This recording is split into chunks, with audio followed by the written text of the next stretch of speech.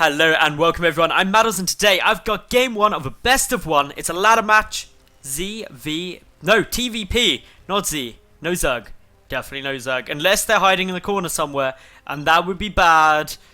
Would the Terran and Protoss team up? Maybe, it depends on the specific circumstances to deal with the Zerg, but anyway, beside the point, there are no Zerg. Spawning up in the top left position as the red Terran player, it is none other than Startail's Bomber. And his mighty opponent down in the bottom right, it is the blue Protoss player with the manliest manly name in all of StarCraft 2. It's hellokitty! Of course, don't lie, everyone loves hellokitty. I know you do. Your secret is safe with me. Anyway, supply depot coming down here, all looking good, nothing too much to worry about. We got a pylon, so neither player is proxying yet. Could still potentially be a proxy, you don't know. Could be a proxy Stargate. It's a good map for it. Proxy Stargate up here is great. Could also be a proxy Thor Rush. I have seen a proxy Thor Rush go down in Akalon Wastes, and it made me very happy. Sort of like the point where I would just make animal noises repeatedly. Anyway, Gateway coming down. Barracks is also coming down there too. Refinery was coming down and then decided no. This SCV was just like, hell no. I am not insured to build a refinery. I'll just continue mining minerals. I haven't taken that training course as of yet. But, of course, Barracks Refinery equals Reapers. It's pretty simple maths there. StarCraft maths, of course, you look at builds and you add things together. Minus away the things you don't know about because you obviously don't know about them. And then you come to a conclusion and you just hope that conclusion's right so you can counter it. But, of course, no information for hellokitty at the moment other than my opponent is spawning in the top left. That much can be ascertained. Potentially possible that this command center lifted the second the game started and came and floated down here. It'd be a very strange thing to do. Remember those... Okay, this is going back to nostalgic times. Remember when there were island expansions? Like, they were just floating there over here. And you got, especially in TVZ, Terran players just float off there for the hell of it, surrounded with missile turrets. And just mass battle cruisers. I remember those times. They were good times. Now, anyway, all looking good at the moment for hellokitty. 2 probes in each Vespian Geyser means that able to get out a mothership core pretty damn quick. Also, Stalker following up, both of which effective against dealing with Reapers. Behind this Bomber, just adding on a reactor to his barracks, sending just the one lone Reaper forward. This isn't too much of an aggressive play and going to be expanding. All looking good. hellokitty dropping down his expansion simultaneously, and everything looking fine and dandy here. It's the sort of thing which you'd... This kind of opening is the sort of thing you talk about in a lift with someone, or if you're American, an elevator. You just sit there and be like, so the weather today. That build from the Terran and Protoss player. Just small talk, nothing too much exciting going on. 2 more barracks are being added on though. That's quite exciting. That means that there's going to be a lot of Marines. And everyone knows who's in the lower leagues of StarCraft 2, or certain players in the higher leagues of StarCraft 2, knows the Marines are incredibly overpowered, and therefore making lots of them will certainly win you the game. I remember casting a certain game from a very well-named pro player who has sometimes a bit of a negative attitude. He's a Zerg, maybe gets a little bit cross occasionally. He was up against a player who made nothing but Marines off of 2 bases, and he kept getting very cross, but at no point did he decide to make a baneling nest. Yeah, true story. You can find it on my YouTube channel if you look hard enough. Maybe that was all just a ploy telling you that story, so you have to watch all of those videos. I get all of the views and all of those YouTube dollars. Maybe that was my plan. Would it work? Probably not. But it's worth a try. Anyway, Stargate coming down here for hellokitty. All perfectly normal. Hidden in the back. Just going to be probably either an Oracle or a Phoenix. Oracle coming down. Just going to come and go for a little bit of the aggression. Unfortunately, though, there are 6 Marines. Now 7. 6 Marines beat an Oracle in a head-up fight. One of those little useful bits of information that's always important to know. Stim is on its way. Combat Shield probably going to be started up fairly soon too, Bomber.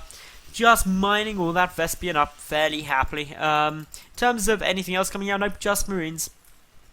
More and more Marines. Now the Marauders will start. Of course, once you've got enough Marines, you might as well make some Marauders, because that's MM. Then all you need is some medevacs and you win the game. Maybe a few mines if you just want to be really cool. But anyway, this Reaper's still alive. In terms of resources lost, it's currently none. There has been absolutely no engagement yet. They have both been left to their devices of happily going about whatever the hell they want to. The Reaper is going to make it up though. He's going to come in for some scanning information. He's going to see the Stargate. If he keeps going. Yep, there we go. Okay, so he sees the Stargate. Doesn't see anything producing out of it. Now, if I saw a Stargate with nothing coming out of it, I would say he's going to get an Oracle coming at me. Do you know why I'd say that? Because if it was Phoenix, you'd still see more Phoenix in production. If it was Void Rage, you'd still see more. Oracle, you may just get one. Not really anything else, you'd only get a single one out of, so that Reaper would have seen more. Anyway, robotic facility there, robotics base straight away coming down. Oracle is going to get a couple of kills here, nice. Just running away momentarily, unfortunately though. 4-star tail bomber, he doesn't have an engineering bay yet finished, so he couldn't start any missile turrets, which just means it was only the lone marines that could have done anything. A few more SUVs getting taken out. This Oracle now with 6-7 kills, definitely feeling like a bit of a boss. Actually going to rack up 8 in total, but unfortunately marines and marauders are getting forward. There isn't too much to defend with, but there is a mothership core with 200 energy. That's a time warp and a photon overcharge. Gonna get a little bit of Nexus cannon damage going. There it comes out. Force field will stop anything from coming up, but also stops anything from coming down. Unfortunately, Bomber can now deal a significant amount of damage to this Nexus. May even take it out. Stim has been used though, so that means that of course the health of this infantry is limited. hellokitty keeping it up importantly, also getting a few more gateway units chucked down. Unfortunately though, remember this Oracle that killed 8 brilliant SCVs? Well, a lot of Marines and Marauders managed to kill 20 probes. That's leveled things out again, and of course being level actually favors Bomber. The reason for that is because he's got heals. And he's also just killed an Oracle in a beautiful green firework of death. This Nexus Cannon's still doing a good little bit of work here. Photon Overcharge, Nexus Cannon, Planetary Nexus, all different ways of describing the same thing. It's like English. But anyway, yet again, this infantry pushes forward. We see that unfortunately quite a few of these Stalkers getting focused down. The probes had to go the long way around the force fields. So much damage being done here. The push will get shut down, but in terms of being cost effective, Bomber certainly is managing that. He's killed off exactly 500 more resources than that of his opponent, but unfortunately, he now has to contend with the Colossus, the ultimate killing machine of the Protoss army, according to lore. But is it going to be enough? One on its own? No. Sorry if that was a bit anticlimactic, but no, it will not be enough on its own. It needs gateway unit support to soak up the damage, so it can't just be focused down. It needs some of its brethren just to come out here to deal a bit more of that splash damage. But critically, it could do with extended thermal lance, because if it doesn't get that, these horrible marauders have an equal range and are very effective at sniping them down. In comes the next push. This Nexus, of course, is a bit of a target. Phone overcharge instantly triggered, though. Does alert Bomber, though, to the fact that there is a Colossus on the field. That means that pretty soon... Okay, no time soon, because he's only just making a factory. That's very late tech, Bomber. But yeah, he needs to start making a couple of Vikings. Unfortunately, with no factory done yet, he has no medevacs. With no medevacs, he doesn't really want to be prioritizing Viking production, because he wants his infantry to stay alive.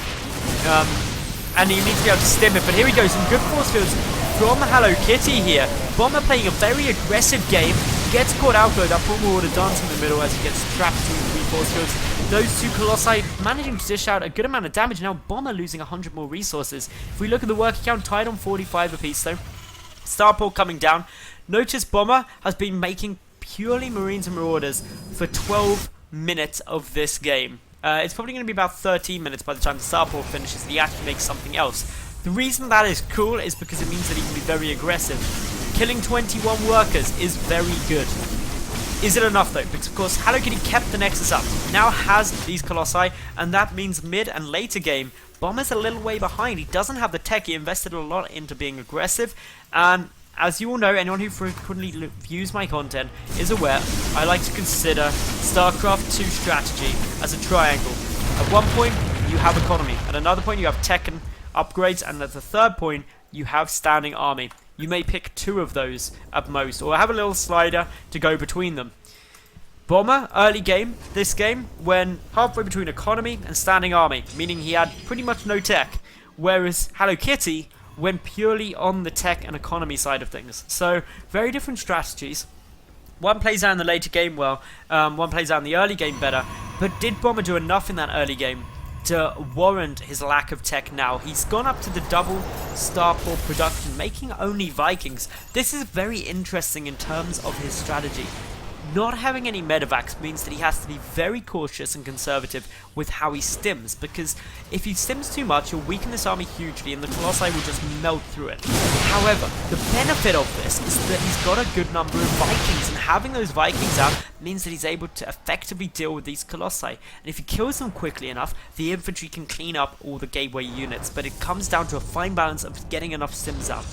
The Hello Kitty still producing out a good number of Colossi. That's a lot of DPS potential, a lot of splash. Doesn't need to worry yet about switching into, say, High Templar production or Storm, because he knows that his opponent would have been very limited in terms of tech, so probably can't afford to get a Ghost Academy down anytime soon. But he also knows that he invested a lot in tech and therefore needs to get as much army out to defend against any potential pushes. This Observer, unfortunately, doesn't seem too much. The second one does, though. Counts a good number of Vikings. Note there's 6 out. There's also 7 Phoenix hidden away, though, sneakily. Can those Phoenix make enough of a difference? Extended Thermal Lance is done now. That means the Marauders are outranged. It's the Vikings. They're the scary thing. Can Bomber see the Phoenix yet? He gets a little peek of them. In come the Phoenix. They're going to try and deal a little bit of damage. They need to try and pick down the Viking count if at all possible. But unfortunately, with the Marines there, they need to be very cautious indeed. Now, a scan did just come down there for Bomber. Just scanning takeout Observer. Big thing. But now coming in from multiple angles, this is going to be a bit more problematic. The Vikings taking a bit of fire. The Colossi for the moment are staying up, but no force fields are being utilized yet. Here they do come down. 3 of those Colossi staying up at the moment. They need to dish out a lot more damage. Bomber pushing in though. He's taken out most of those gateway units. Unfortunately, the Vikings are able to deal a significant amount of fire. But the Phoenix winning the fight for the air. A single lone Colossus remains, unfortunately not for long, and the Natural is taking significant amount of fire. Probe being pulled once again. Hello Kitty losing a lot of workers here. Can he possibly muster enough in order to defend this? Well, he's got a decent number of gateways, all being chrono boosted. He's got Colossi in production.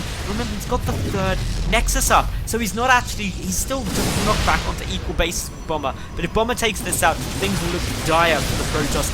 Can he actually come back and win this game now? Hello Kitty taking significant amounts of damage. The Colossus on the ground is now starting to pick away at some of these units, but unfortunately the Vikings chasing it out. The Phoenix able to knock those down quickly though, but the gateway support has all but been destroyed. A big wave of reinforcements rallied across, and Hello Kitty wondering if that is 2 bases, and indeed it was. So GG was called. Startail Bomber showing the might that he is, and that was a fun game. If you liked it, make sure that you like the video, leave a cool comment, and of course subscribe. I get new games up daily, so check in tomorrow if you had another new cast. Thanks for watching, and bye for now everyone.